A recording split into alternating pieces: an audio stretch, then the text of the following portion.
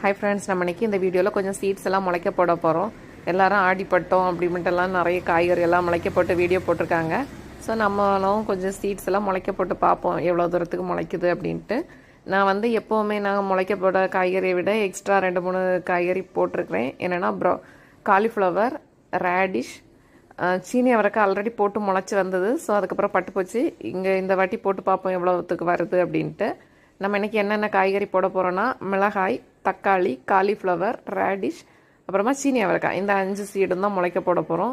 Extra வந்து வெண்டைக்காயும் போடுறேன். வெண்டைக்காய் ஆல்ரெடி நம்ம மண்ணுக்கு முளைச்சி வரும். ஸோ நம்ம காலிஃப்ளவரும் ரேடிஷும் தான் இந்த இடம் வந்து நமக்கு வந்து சேலஞ்சிங்கான ஒரு காய்கறி. நட்டு பார்ப்போம் முளைக்குதா அப்படின்ட்டு.